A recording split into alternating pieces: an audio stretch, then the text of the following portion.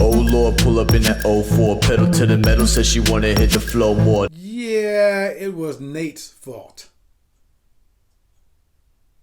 Anyway, subscribe to Atlanta Sports Unlimited for the greatest coverage of Atlanta sports teams right here on this YouTube channel. And we're sponsored by Prize Picks. Great fantasy game. Go 2 to 5 players over or under, picking various sports. You want to do this. You can win a lot of money. Just put in that promotion code right there, ASU, as in Atlanta Sports Unlimited. And if you want the book right here, The Real Hank Aaron by me, I will autograph it at www.therealhankaaron.com. Nate McMillan. You remember Nate McMillan? Nate McMillan, people just couldn't stand him. Atlanta Hawks head coach. This is the same Nate McMillan who all he did 2 years ago was take over midway through the season when the Hawks were doing like nothing, and he took them to the Eastern Conference Finals. That Nate McMillan. They wanted to get rid of him. With the Hawks, his record was 99 and 80. 99 and 80. I guess that's what it was. I'm trying to figure out the winning percentage. That would be about 55. Yeah, 55% of the time he won. But they whacked him last month. They said, "Hey, that we need a new voice." The Hawks were like 29 and 30 at the time, in 8th place, going nowhere. So management said, they said we got to do something different here. So they get rid of Nate McMillan and they bring in Quin Snyder. Oh my gosh, the heavens open up. Quin Snyder. The players were talking about how great his practices were. Not the game.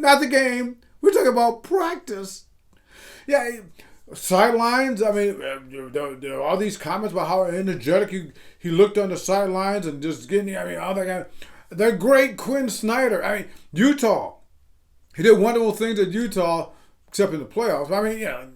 But he did. He had these guys. But anyway. So Quin Snyder takes over.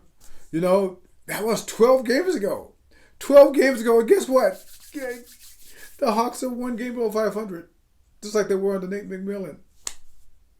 Yeah, under Nate McMillan, they were 29 and 30, and then now they're like what? Pretty much the same record, 35 and 36, 1 game below 500. Also in 8th place, okay, with the great Quin Snyder. But they got the same problems, which I've been saying over and over again. It's not a coaching problem they got here. It's a personnel problem. Hey, did you see what they did on Sunday? The Hawks, they went into San Antonio. The Spurs are one of the worst teams in the NBA. They're dreadful. So the Hawks score 80-some points in the first half. They got a 24-point lead. Wait for it. They lost by 8. And get this. 7 minutes, 30 seconds left in that San Antonio game on Sunday. The Hawks led 114-108 at that point. And then this is what happened offensively after that. Hunter missed 3. Collins missed 3. Capella, offensive foul. Collins missed 3. Hunter missed 2.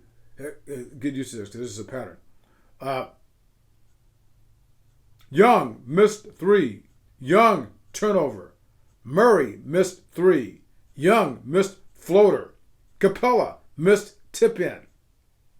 Murray missed 2. Hunter blocked. Murray blocked. Young turnover. So, this is not the way that people said this was supposed to work out here. We'll go back to Nate McMillan. All Nate McMillan did for nearly 2 decades as an NBA head coach was do pretty well.